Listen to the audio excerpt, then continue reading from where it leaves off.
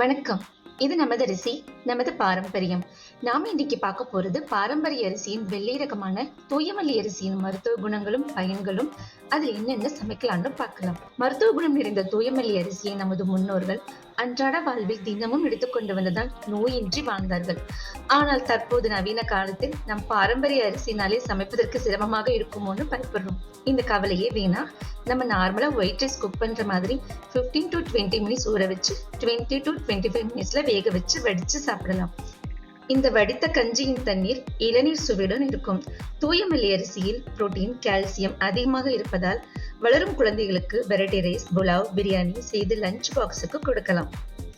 குக்கர்ல ரைஸ் வைக்கிறவங்க 1 கப் தூயமல்லி அரிசிக்கு 2.5 கப் தண்ணீர் வீதம் 3 விசில் வந்ததும் ஸ்டவ் ஆஃப் பண்ணிருங்க. 10 மினிட்ஸ் ஆற விட்டால் சாதம் உதிரியாக வரும். குழந்தைகளுக்கு வெரைட்டி ரைஸ்க்கு பர்ஃபெக்டா இருக்கும். பார்ப்பதற்கு முத்து நிறத்திலும் தனித்துவமான சுவை கொண்ட தூயமல்லி நரம்பு மண்டலத்தை பலப்படுத்தும். இதனால் பிற்காலத்தில் வரும் நரம்பு தளர்ச்சியிலிருந்து விடுபடலாம்.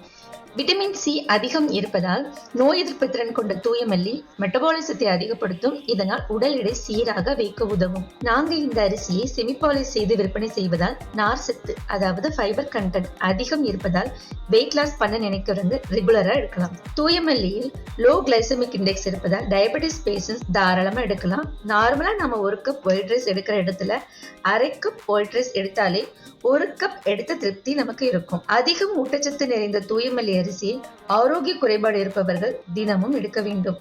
ஏன்னா நம் அன்றாட வாழ்வில் ஹைபிரிட் மற்றும் கெமிக்கல்ஸ் நிறைந்த உணவு வகைகளை எடுக்க வேண்டிய கட்டாய சூழ்நிலைக்கு தள்ளப்பட்டிருக்கும். இதனால நம் உடலில் ஏற்படும் ரசாயன கழிவுகளை வெளியேற்ற மருத்துவ குணம் நிறைந்த பாரம்பரிய அரிசி வகைகளை வாரத்திற்கு 3 முறையாவது எடுத்தால் எதிர்காலத்தில் ஏற்படும் நோய் தொற்றிலிருந்து பாதுகாக்கப்படுவோம். வாதத்தினால் ஏற்படும் கால்வலி, பித்தத்தினால் ஏற்படும் தலை சுற்றல், வாந்தி, கபம், அதாவது அடிக்கடி சளி தொந்தரவுடன் இருப்பவர்களுக்கு தூயமல்லி அரிசி அருமருந்துனே சொல்லலாம். சருமத்தில் ஏற்படும் ஊட்டச்சத்து பற்றாக்குறை மற்றும் சில உணவு பழக்க வழக்கங்களால் ஏற்படும் தோல் சுருக்கத்தை தடுக்க தூயமல்லி பெரிதும் உதவுகிறது. வெளித்தோற்றம் அல்லாமல் உள் உறுப்புகளும் முதிர்ச்சியடையாமல் இருக்க தூயமல்லி அரிசி உணவு வகைகளை சாப்பிட்டு வருவது நல்லது. 4 கப் தூயமல்லி அரிசிக்கு 1 கப் வெள்ளை உளுந்து என்ற விகிதத்தில் இட்லி செய்து பாருங்க.